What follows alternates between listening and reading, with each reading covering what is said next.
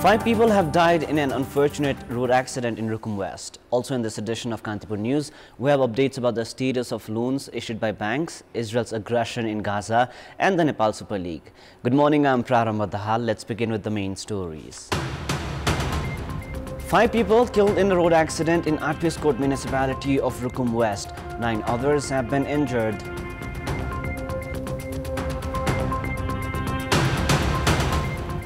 Local residents of Lapchi Dolakha bordering with Tibet facing problems caused by snow leopards and bears share grievances related to crops and livestock. Talks between Hamas and Egyptian negotiations ends on first day without results. Hamas insists there could be no new exchange deal before a final ceasefire. And defending champions Kathmandu Racers take on Birgunj United at the Nepal Super League today. A win necessary for Kathmandu to secure their playoff spot. 5 individuals have died while 9 others have been injured in a tractor accident in Atwiskot municipality, ward number 8 of Rukum West. The tractor laden with relief and construction materials for the earthquake victims, which was headed to Ghortigao from Atwiskot, met with an accident at Tirikot at around 10 p.m. last night. Police Inspector of Rukum West Police Administration, Dharmendra Kharka, said that Lok Bahadur Shahi and his wife Chuki, Vadra Sarki, Dhanaram Sarki and Nirmala Sarki, all from Atwiskot, were among the deceased. Police has said that the 9 injured individuals are out of danger and are undergoing treatment at the municipal hospital in Atwiskot. Meeting of the officials of CPN UML Center, which leads the current government, is underway. The meeting at the official residence of the Prime Minister in Balotar is delving into the statute conference and transformation campaign organized by the party. The parley is also holding talks regarding the National Assembly elections slated for January 25 and party unification. Prior to this, in the previous meeting, the party had held talks about the performance of the government being led by party chairperson and Prime Minister Pushkamal Dahal and the future course of actions of the party. The local residents of Lapchi in Dolakha, which borders with Tibet, have started migrating to the lower regions. People have migrated amid the winter season, searching for the grassland for cattle to graze. However, protection of food items from snow leopard and mountain bear has been difficult. The local residents of Lapchi in Bigu Rural Municipality 1 of Dolakha migrate to Lumrang in the first week of the Nepali month of Mangsir every year in search of grassland and to protect themselves from the winter cold. A local resident of Lapchi, Kharma Sherpa, has said that bears and snow leopards attack their cattle as they migrate to the lower region. The local residents have complained that bears even enter their abandoned houses and consume their food grains. The Chinese government has reopened the border with Tibet, which had remained closed since the COVID pandemic from the Dasai Tihar festival this year. The local residents of Lapchi had purchased mountain goats and dairy products including ghee and hardened cheese from across the border. The local residents have said that 2 bears have been detected in Lapchi, which has caused difficulty in protecting their cattle.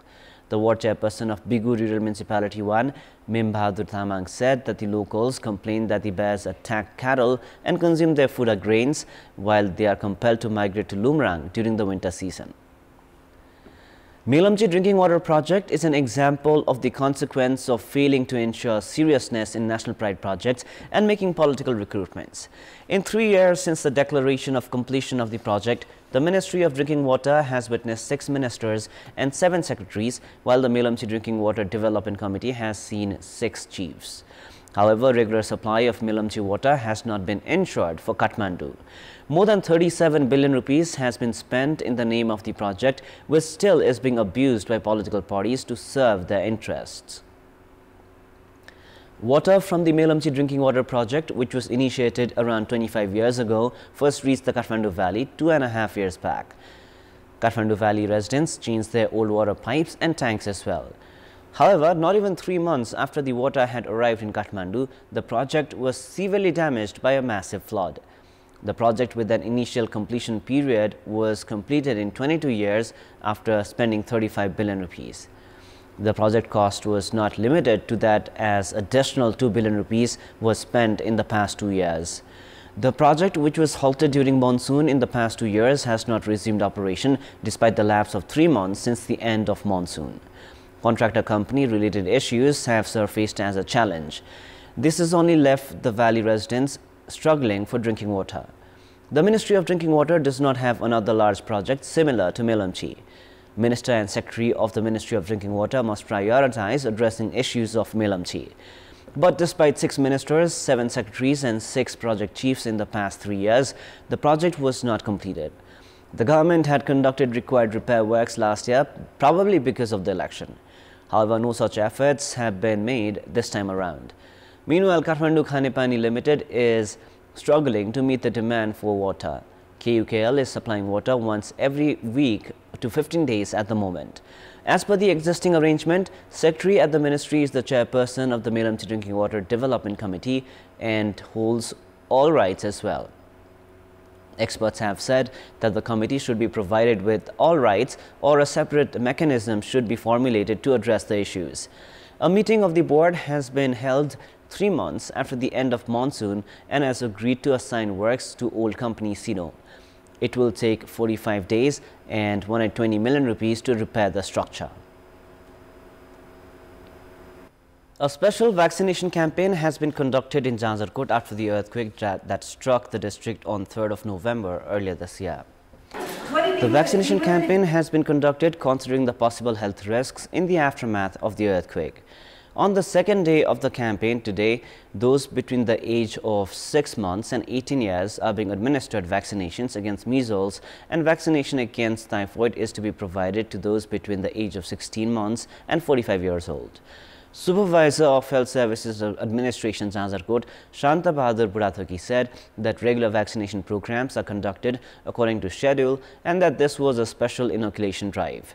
157,700 local residents of Janjarkot who have been affected by the earthquake will be administered the vaccines during the campaign.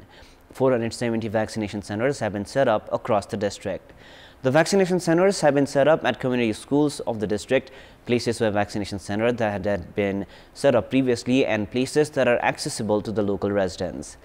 Meanwhile, vaccines will be administered to those who could not be vaccinated during the campaign at concerned health institutions in the district. It is now time for our segment Public Poll, so you text us with your opinion. Public Poll. The question is, what should be done to avoid the new variant of COVID from entering the country? Your options are A. Monitoring at the borders, B. Ease in access to testing, and C. Public should be aware. The voting is on. Type any WS, select your option A, B or C and send it to 34001 to share your opinion with us.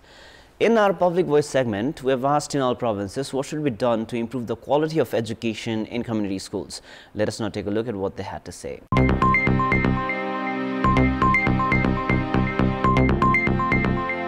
शिक्षक शिक्षिकाहरू नै गुणस्तरीय नै हुनु पर्यो राजनीति गर्नु भने स्कुलमा बिहानको टिचर आएपछि तपाईको खाजा बेलासम्म नि बस्दैन गइहाल्ने सबभन्दा त्यहाँको प्रिन्सिपलहरूलाई नि हेर्नु पर्यो निशुल्क बताएर माथि उच्च शिक्षासम्म अगाडि बढाउन पाए अझ राम्रो हुन्छ सामुदायिक विद्यालयमा दक्ष जनशक्ति भएका शिक्षकहरू हुन पर्यो शिक्षकहरूको व्यवस्था राम्रोसँग गरे र सामुदायिक विद्यालयको शैक्षिक स्तर उन्नति हुन सक्छ करिकुलम नै अब चेन्ज हुनुपर्छ मुख्य गुरु शिक्षक हो शिक्षकले कक्षा कोठालाई सृजनशीलता युक्त बनाउनु पर्दछ टिचर्सहरु कहिले पनि स्कार्सिटी रहेको छ धेरै स्कुलहरुमा या फिर गभर्नमेन्ट स्कुलहरुमा या फिर कलेजहरुमा त्यो प्रोवाइड गर्दिनु पर्यो विद्यालय व्यवस्थापन समितिले पनि शिक्षकहरूले चाहिँ त्यहाँनिर चाहिँ एउटा चाहिँ आनन्दले चाहिँ हैन स्वतन्त्रपूर्वक चाहिँ त्यहाँनिर चाहिँ एउटा काम गर्ने एउटा वातावरण निर्माण गर्न सक्यो भनेदेखि पनि मलाई लाग्छ कि सामुदायिक विद्यालयले पनि राम्रो एउटा चाहिँ उन्नति प्रगतिहरू हासिल गर्न सक्छ शिक्षकहरूलाई प्रोत्साहित गर्ने तालिम दिने समय सापेक्षिक तालिम दिँदै जानु पर्यो हरेक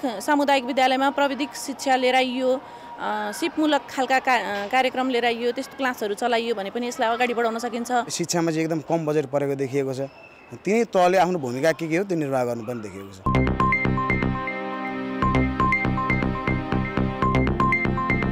Time now for the international news. In Cairo, talks between Hamas and Egyptian negotiators ended for the day without results after Hamas insisted there could be no new prisoner exchange deal before a final ceasefire.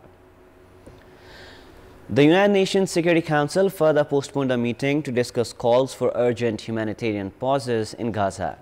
A draft resolution by the United Arab Emirates also called for the return of hostages and a two-state solution for Israel and the Palestinians. Israel's Prime Minister Benjamin Netanyahu said anyone who thought Israel would stop the war before achieving its goals was not connected to reality. Meanwhile, the Israeli military has said it has found the tunnel network once used by Hamas's senior leadership in Gaza City, which it describes as an underground terrorist city. The Hamas-run Gaza government says 20,000 people have been killed there since Israel launched its military campaign against the militants. Israel took action after Hamas broke through the heavily guarded Gaza perimeter on 7 October, killing 1,200 people and taking 240 hostages, some of whom have been freed. Bipin Joshi of Nepal remains held by the Gaza militants. Israel's prisons are running out of space amid a surge of arrests following Hamas's 7 October attacks and Israel's retaliation in Gaza. There are 19,372 inmates in Israeli prisons currently, compared with 16,353 before October 7. The Israeli prison service knows how to cope with imprisonment of 20,000 inmates at most, and that number is now very close. Lava flows from a volcanic eruption in Iceland were slowing as roads leading to the site remained closed. Orange lava could be seen in the distance being thrown into the air from the eruption. Police and emergency services manned points along roads leading to the area to keep them closed. Heavy snows cloaked the area, reducing visibility of an eruption that for now looks set to spare a nearby town that was evacuated following weeks of earthquakes.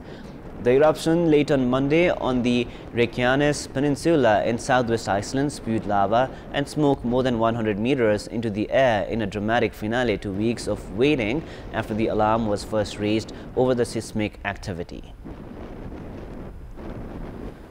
Swollen rivers, flooded roads and power outages impacted the United States of America's East Coast after a storm.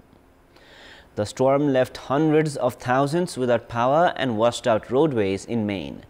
Many rivers rose far above flooding levels, prompting evacuations in some areas, local media have reported.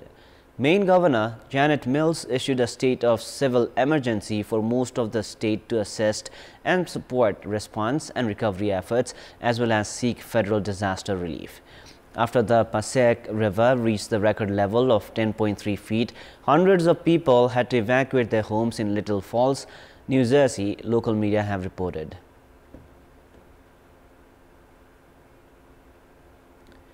For the 5th year, the Fairchild Tropical Botanic Garden is holding their night garden experience. Visitors of all ages can embrace the enchantment of a night filled with wonder and beauty as the garden transforms into a captivating realm after sunset. At the center of this mystical experience stands Archie, the wise 137-year-old tree, a cherished staple of the event. From the moment the garden opens each evening, Archie, a projection, engages visitors by chatting and sharing jokes. Adding a new layer of fascination, a stunning light installation brings a jungle-like ambience to the garden. Vibrant and colorful lights dance upon every plant, creating a mesmerizing display that transports visitors into an otherworldly realm. The iconic Times Square New Year's Eve 2024 numbers arrived in New York. They traveled cross-country from LA, California in a 2024 Kia EV9 SUV, an all-electric vehicle. The numerals are 7 feet tall, about 2.13 meters, and use a total of 588 energy-efficient LED bulbs. The first 3 numerals, 202, will act as understudies, said Thomas Harris, president of Times Square Alliance. The numerals will stay on the Broadway Plaza at Times Square until Friday, December 22, and the numeral 4 will be placed at the top of the One Times Square building under the Times Square Ball on a later date, completing the 2024 display. The number 2024 will light up at midnight on December 31.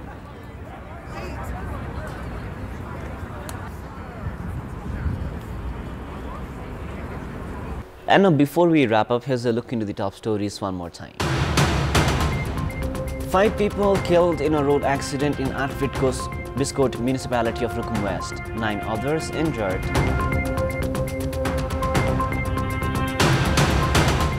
Local residents of Lopchi Dolakha, bordering with Tibet, facing problems caused by snow leopards and bears, share grievances related to crops and livestock.